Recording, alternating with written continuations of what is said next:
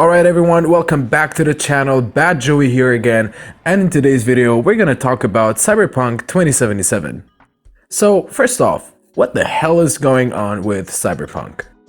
Cyberpunk 2077's launch has proven to be messy, but CD Projekt Red has given fans a timetable for when the game's worst woes may be fixed. The initial release of the highly anticipated title was met with disappointment, primarily targeted at its performance on the base versions of the PS4 and Xbox One.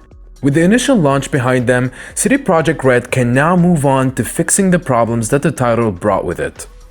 Originally slated for an April release, Cyberpunk 2077 was delayed numerous times in an effort to polish the title up before release.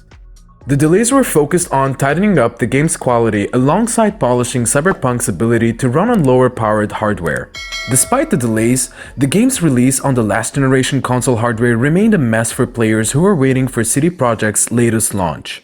Numerous launch issues plague the experience, and CD Projekt remains committed to issuing a set of patches to help solve the lingering problems. But the most insidious thing about Cyberpunk's 2077's PS4 and Xbox One issues is that reviewers were not allowed to see this version of the game before release. CD Projekt Red only distributed PC codes to reviewers, so every review of Cyberpunk 2077 available online was based off of what was, at the time, the most stable build of the game. While there's nothing wrong with wanting to put your best foot forward, there is something wrong with purposefully hiding the less impressive version behind a curtain, especially when that version is likely what the majority of Cyberpunk's 8 million players will be experiencing. So when will these bugs be fixed? CD Projekt Red's statement indicates that the first wave of fixes beyond the Day 1 patch will arrive soon. That smaller update will then be followed by 2 larger patches in January and February with the goal of fixing the last gen's most significant problems. The company states that the patches may not bring the last gen version's performance up to par with the PC version, but it will make it, quote, closer to that experience than it is now, end quote. This doesn't mean that the PC version is faring that much better, however. While the bulk of the problems are centered on the performance on the base consoles, Cyberpunk 2077's issues extend to its performance on the PC version as well. Cyberpunk 2077's modding community have taken upon themselves to help mitigate some of the problems as official fixes are underway. But the sheer amount of issues through all of the currently released versions of the title sends a poor signal regarding the state in which the game itself launched. With the fixes rolling in from both official and unofficial sources, players will simply have to be patient through at least February to see if the Cyberpunk 2077's performance woes will be abated. And this brings us to the next idea that the Cyberpunk is proof crunch doesn't make games better. No one who is working 100-hour weeks performs at their best, whether it is the entertainment industry, the service industry, or the military. Breaks, rest, sleep, and family time are things that people need in order to recharge and regroup. And while Cyberpunk 2077 clearly needed more time in the oven, having an overworked and exhausted staff is bound to make fixing the many bugs and glitches in the game more difficult. Cyberpunk 2077 should not have been released in this state, at least on PS4 and Xbox One, but it shouldn't have been forced to either. CD Projekt has the unique situation, thanks to their business model and ownership of GOG, of being the developer, publisher, and partial distributor of their own game. In other words, they set the rules. They set the release dates. If Cyberpunk 2077 needed more time before it was released to the public, and it clearly did, then why didn't they give it that time?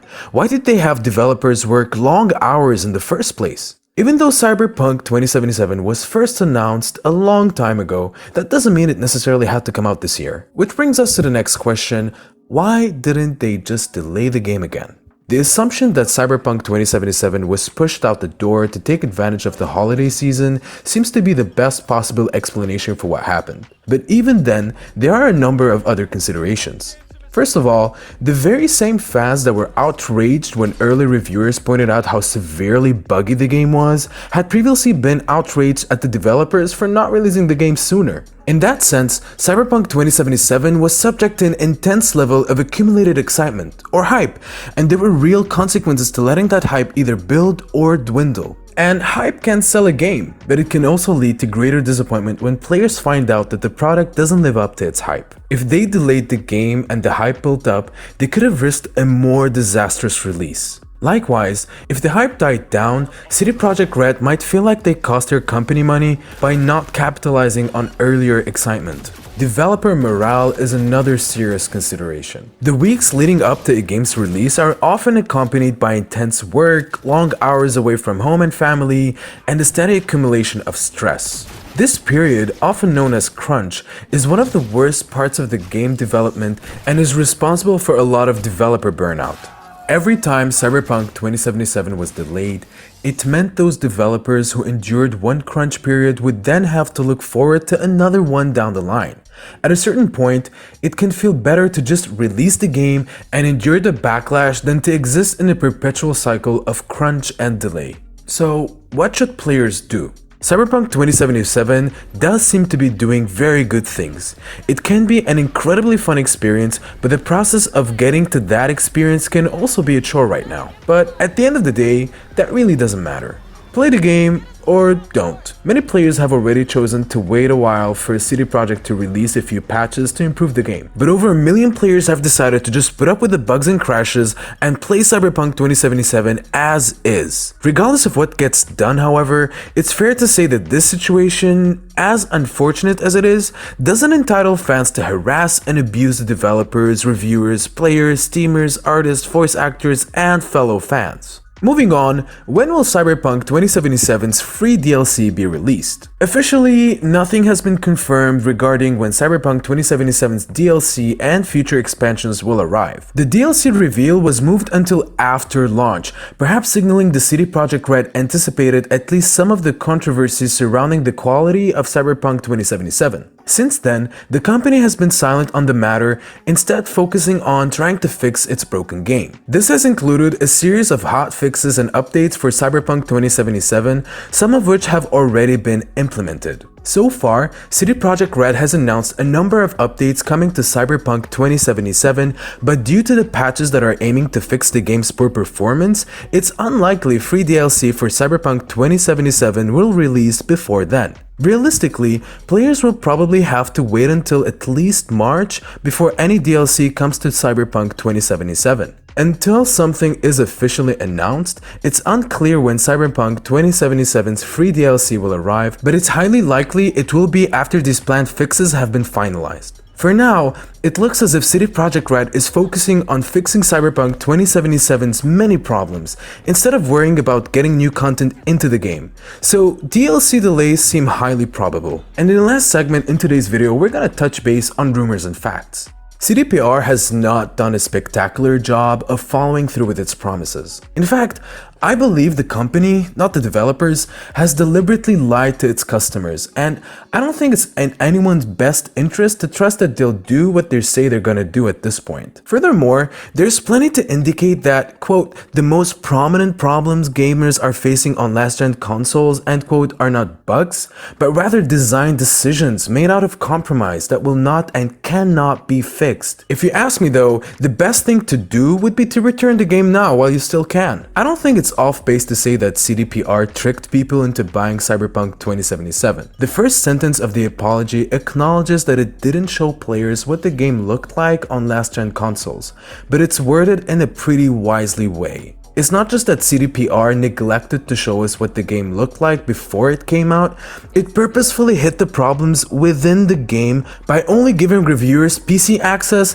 and refusing to offer PS4 and Xbox One access until the game was released. The company knew the console version of the game was a mess. It knew it would hurt review scores and sales, and it decided to conceal the fact until release date. Even with the best intentions, it really doesn't seem like Cyberpunk on last-gen consoles can even be fixed. At least not in the way that people are probably expecting. PS4 and Xbox One performance were rumored to be the reason for the very first delay of the year, all the way back in January. The game released almost a full calendar year later, so is it reasonable to think that these major issues can finally be fixed in just 2 more months? So, A lot of the big problem players are seeing in Cyberpunk 2077 are not bugs, but rather deliberate design decisions made out of compromise for a massive open world game that needed to run on both last gen and next gen consoles. The horrible AI drivers that can't navigate around obstacles, the NPCs that cower in unison when threatened and then stop reacting entirely,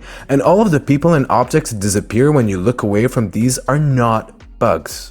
They are culling techniques used to manage memory on last-gen consoles. I'm afraid that when the bugs get fixed, Cyberpunk 2077's major flaws are going to really shine through. Eventually, only time will show, so let's just hope for the best. And with this, we wrap up today's video. Thank you for tuning in. Please let us know what you think about what's happening with Cyberpunk 2077 in the comments down below. And as always, make sure you subscribe for more daily videos like this one and drop us a like to support the channel. See you in the next video.